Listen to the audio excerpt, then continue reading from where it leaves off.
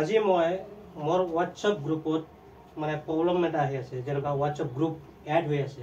সেই বিষয়ে মই ক'ব গৈ আছোঁ যে এই মোবাইল স্ক্ৰীনটো আপোনাক দেখাই আছোঁ। মই কি কৰোঁ এই চাই মতে আপোনালোকে সুৰক্ষা হ'ব পাৰে।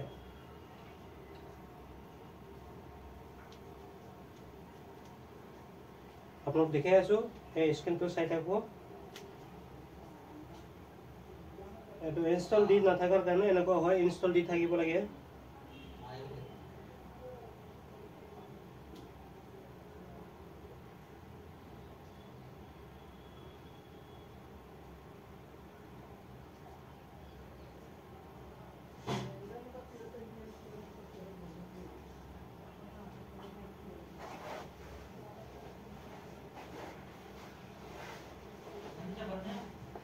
এই হোৱাটছআপটো আহিলে অহাৰ পিছত গ্ৰুপ, এইটো গ্ৰুপ হয়।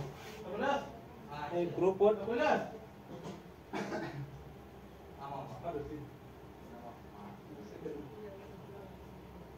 কেইজনৰ নম্বৰ আছে, ইয়াত এড হৈ আছে। এতিয়া বৰ্তমান 3জন আছে। 3জন ইয়াত যাব লাগিব।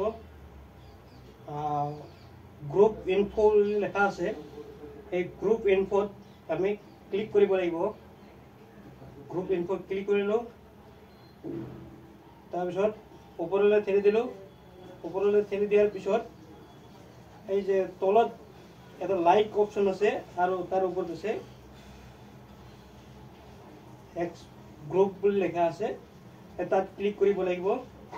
তাত ক্লিক কৰাৰ লগে লগে তাত ওপৰত আছে এক্স টি, এই যে ওপৰত কেনচেলটো নহয়, তাৰ ওপৰত তাত ক্লিক কৰিব লাগিব। ক্লিক কৰাৰ পিছত এতিয়া তলত আহিছে ডিলেট অপশ্যনটো, গ্ৰুপ ডিলেট গ্ৰুপ লেখা আছে, তাত ক্লিক কৰিব লাগিব। ক্লিক কৰাৰ পিছত এই অ'কে কনফাৰ্ম দিয়াৰ পিছত কনফাৰ্ম হৈ গ'ল, এটা ডিলেট হৈ যাব।